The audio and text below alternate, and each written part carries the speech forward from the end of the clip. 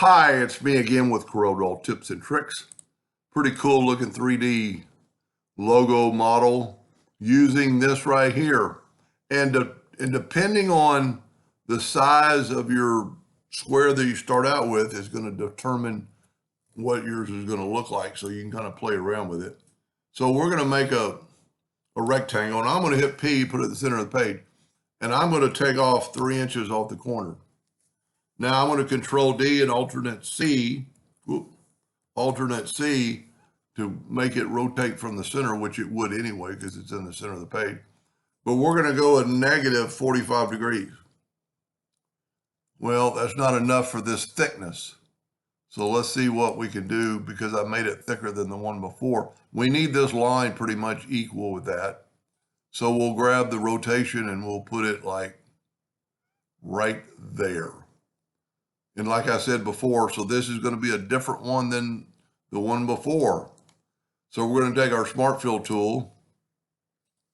We're going to go ahead and use that blue color I like. And then we're going to get the Interactive Fill tool. And we're going to swipe from pretty much corner to corner. But then we're going to put black in both corners or both ends of the line. Then we're going to take that light blue, that turquoise, and put it right in. I missed the spot. If you don't hit the line and see the plus sign, you won't do it. Then you can always move it. That's all you need to do. And then let's move this out of the way. So we've got it in the center of the page. So I'm going to put my indexing lines. Control D and make a duplicate, alternate C. And if you remember, we rotated it something funny. So we're just going to rotate it to see how it looks. And let's go 60 degrees. Got a little bit of a space there. Control D. Sometimes Corel does that. Control D, alternate C, and rotate it 120 degrees. See how the spacing is the same all the way around? So depending on the thickness of your square is going to determine your look.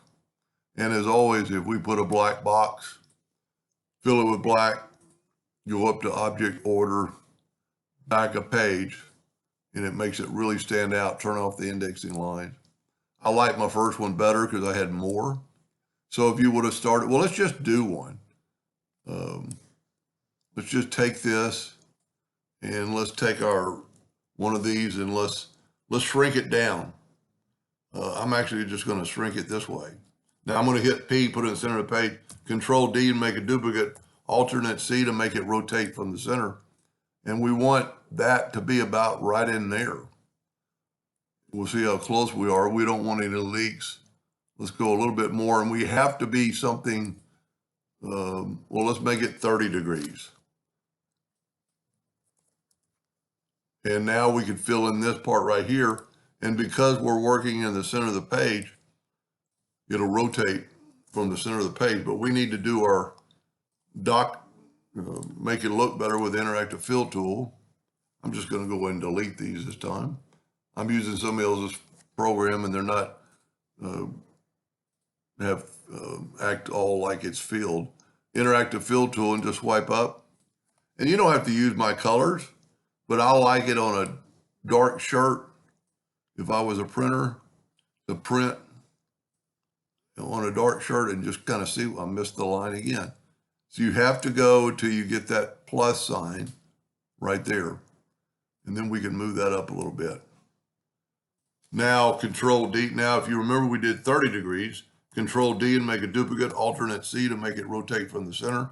And we'll rotate it 30 degrees. This time, they're going to be touching, which is really cool. Now, if Corel ever does that to you, I'd make sure you just have one copy. And all you have to do is Control D, alternate C, and then raise it by 30 degrees, which would be 210. And then Control D, Control D, Control D, Control D. That's pretty cool. So depending on the size of that really looks good. The width of your rectangle to start is what is going to determine what it's going to look like. I hope that helped a little bit. Thank you for watching.